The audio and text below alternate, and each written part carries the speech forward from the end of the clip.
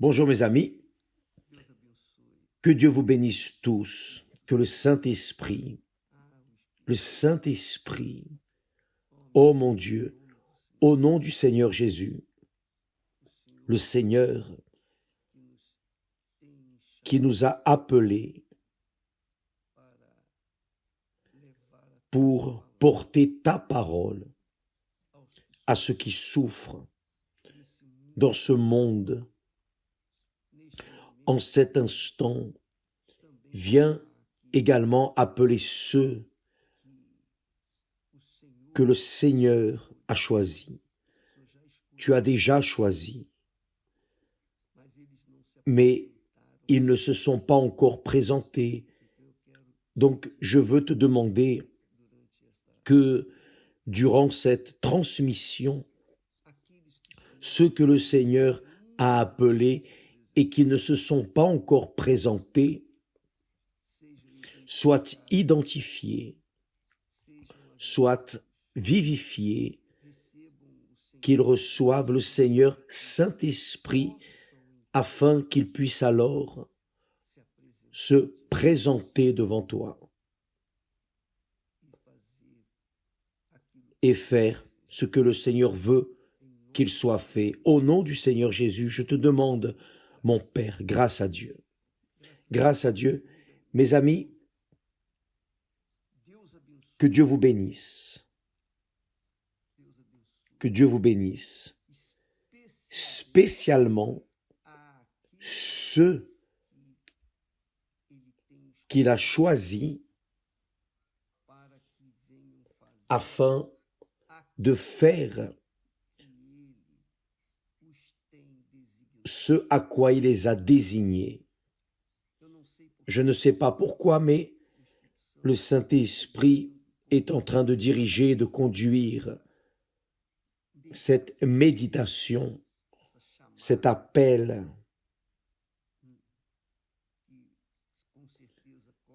qui certainement parcourt le monde entier. Il va choisir, il va faire la différence dans la vie de ceux qui sont appelés,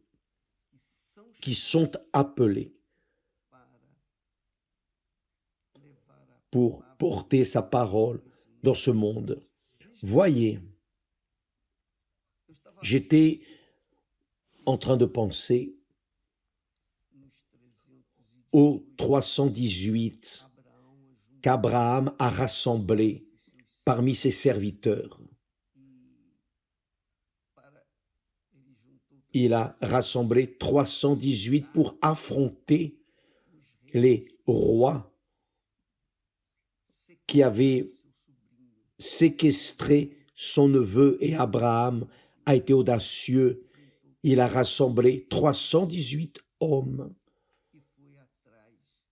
Il est allé après 4 nations qui avaient vaincu 5 nations. En d'autres mots, Abraham est allé après son neveu qui était entre les mains des ennemis de Dieu.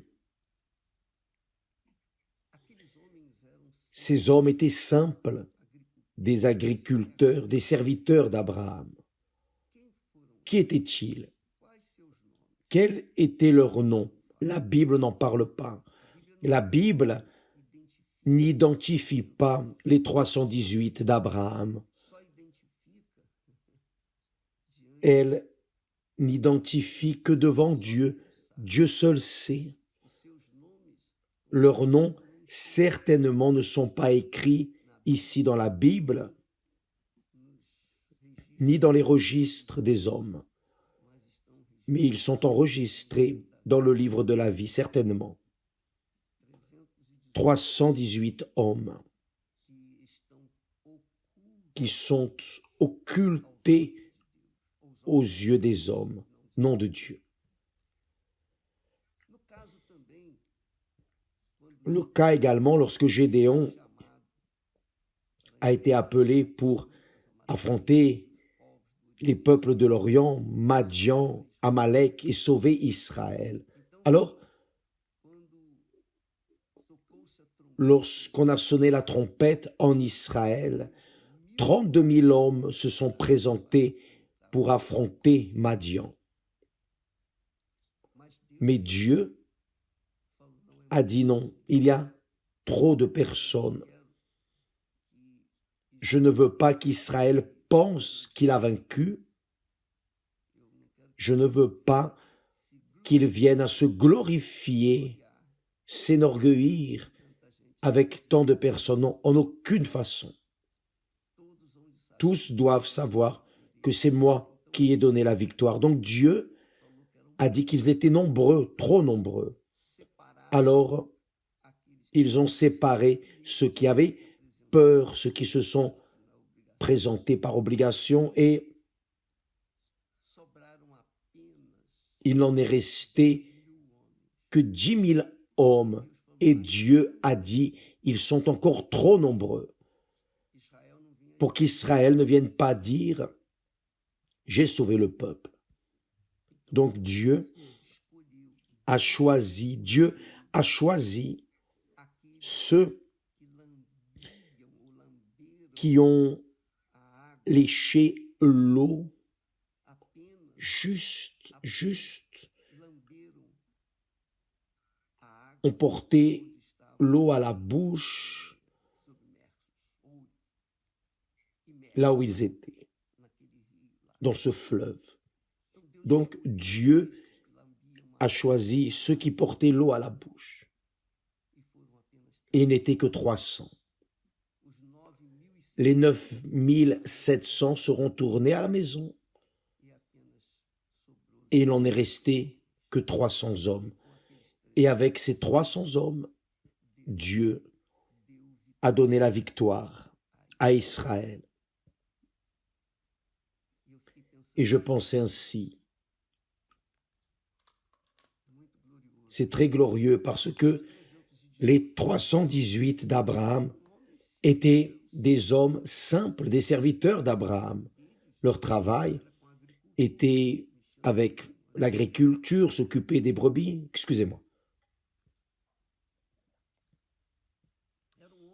Ils étaient des hommes des champs, des hommes simples. Ils ne savaient pas lutter. C'étaient des hommes communs. Mais Abraham savait qui ils étaient et il les a appelés. Et de serviteurs d'Abraham, ils sont devenus serviteurs de Dieu. Ils sont devenus des géants de la foi. Et Dieu a donné la victoire à Abraham.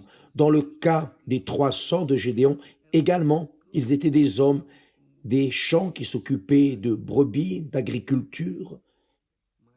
Mais quand Dieu les a appelés, ils ont cessé d'être serviteurs d'eux-mêmes et sont devenus serviteurs de Dieu. Donc, Dieu leur a donné la force, le pouvoir du Saint-Esprit. Et avec les 300 de Gédéon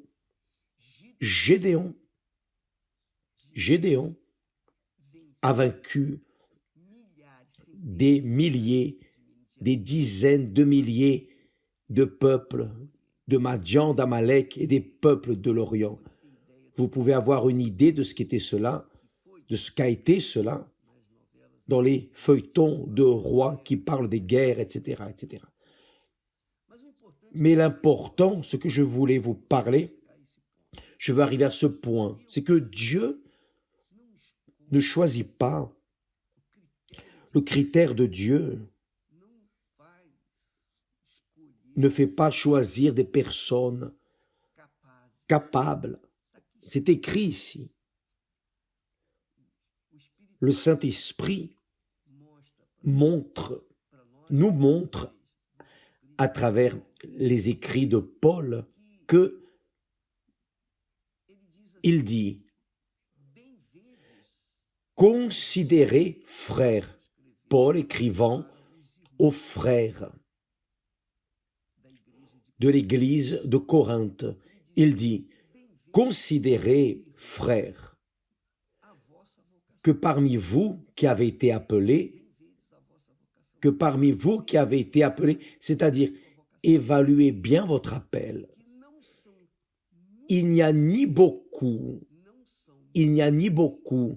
de sages selon la chair, c'est-à-dire ceux qui forment, ceux qui sont formateurs d'opinions intellectuelles, qui ont des études, qui ont une intelligence, un gabarit, une plus grande capacité, car ils ont fait une faculté, ils sont allés à l'université ou à plusieurs. Dieu n'appelle pas beaucoup de sages. Il n'y a pas beaucoup de sages selon la chair, ni beaucoup de puissants, ceux qui ont de l'argent, ni beaucoup de nobles, ceux qui sont nés dans des familles renommées, ni beaucoup de nobles, mais Dieu a choisi, et c'est ce qui me donne la joie. Il dit, mais Dieu a choisi les choses folles du monde grâce à Dieu. Je suis l'une d'elles, mais Dieu a choisi les choses folles du monde pour confondre les sages. Dieu a choisi les choses faibles du monde pour confondre les fortes. Voyez que Dieu choisit des choses folles pour confondre les sages, les choses faibles du monde pour confondre les fortes, puissantes, les capables. Et Dieu a choisi les choses viles du monde et celles qu'on méprise, celles qui ne sont point, qui ne sont rien, pour réduire à néant celles qui sont. Je m'identifie beaucoup dans ce contexte, mais beaucoup. J'aime ce texte, parce que réellement, cela est arrivé avec nous. Je loue et remercie Dieu, car tout ce qui est fait à l'Église universelle a ce tampon, cette marque de personnes qui n'ont pas été sages ou qui ne sont pas sages selon la chair, ni puissants, ni nobles, d'une noble naissance, rien de tout cela. Non. Dieu a choisi les choses folles du monde pour confondre les sages. Il a choisi les choses faibles du monde pour confondre les fortes. Il a choisi les choses viles du monde et celles qu'on méprise, celles qui ne sont point, pour réduire à néant celles qui sont, afin que, ça c'est le motif pour lequel il nous a choisis, pour que personne ne se glorifie devant Dieu. Pour que personne ne se glorifie devant Dieu. Donc, cela nous parle, cela vous parle, mes amis. Peut-être, vous me regardez depuis une prison, vous avez été condamné.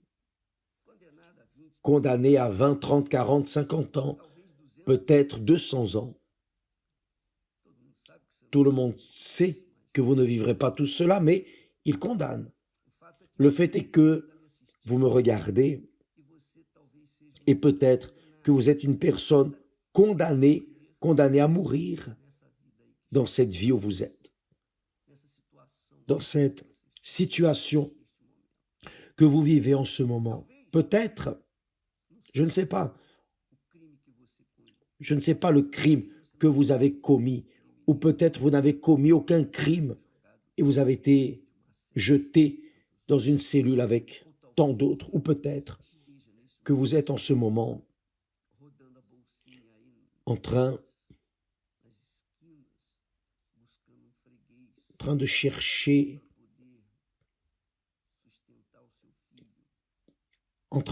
un peu d'argent là dans la rue pour alimenter votre fils que vous avez laissé avec quelqu'un, pour aller chercher des recours pour le soutenir. Peut-être que vous êtes une prostituée, peut-être que vous êtes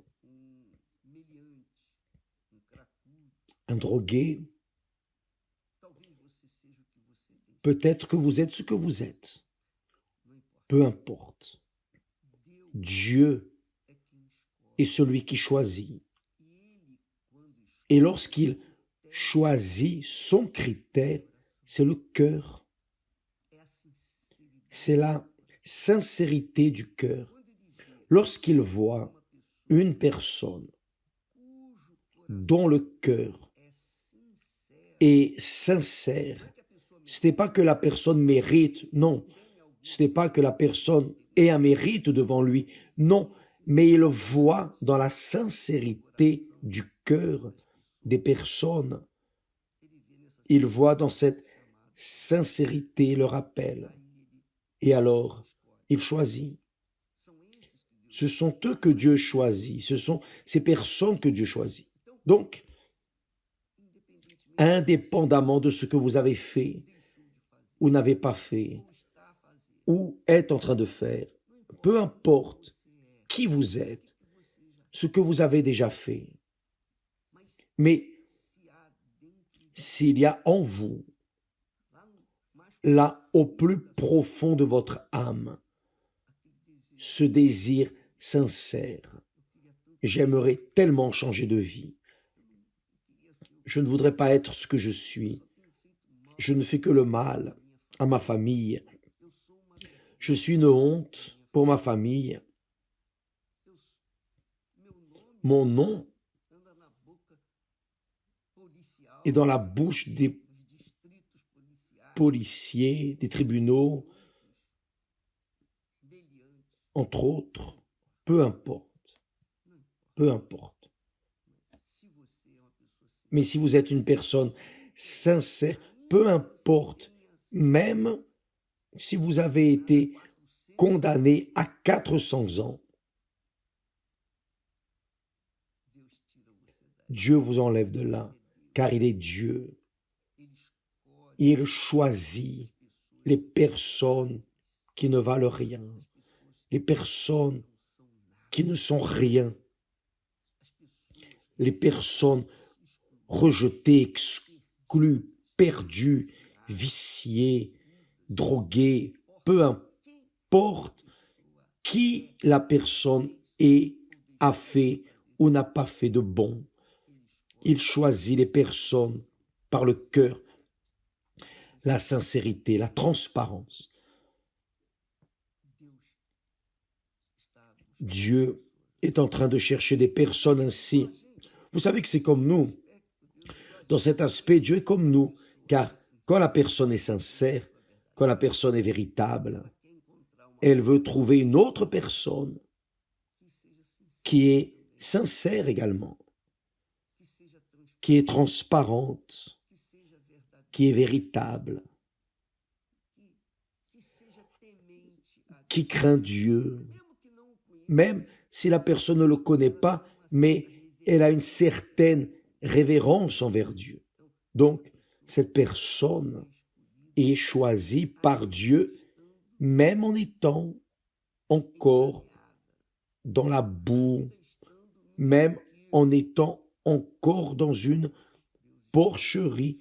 Dieu choisit, et lorsqu'il choisit, il fait de la créature qui était servante des hommes ou d'elle-même, il la rend servante de Dieu. C'est ce qui est arrivé avec les 318 d'Abraham, les héros d'Abraham, les héros de Gédéon, les 300 de Gédéon. C'est ce qui est arrivé aux héros de David, les 32 hommes de David, dont la Bible ne cite le nom d'aucun, mais ils ont été guerriers, ils ont été ensemble avec David, et ils ont fait l'histoire, et leur nom n'est pas écrit dans la Bible. On ne mentionne pas leur nom, mais certainement, si leur nom est écrit dans le livre de vie, leur nom est occulté en Jésus, caché en Jésus. Mes amis, Dieu vous a choisi. Et vous qui me regardez en ce moment, peut-être pour la première fois, et vous voulez savoir qui je suis, oui, vous avez été appelé. Si vous êtes une personne sincère, vous avez été appelé pour être un serviteur de Dieu. Serviteur de Dieu.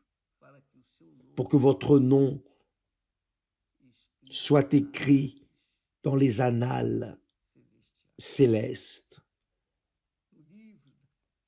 dans le livre de vie. Et pour que Dieu soit glorifié à travers votre vie, sanctifié, que son nom soit sanctifié à travers votre vie. C'est ce que Dieu veut. Dieu veut que son nom, le Seigneur Jésus-Christ, soit sanctifié, honoré dans votre vie. C'est pour cela qu'il vous a appelé. Main au travail. Que fais-je maintenant, évêque? Cherchez une église universelle.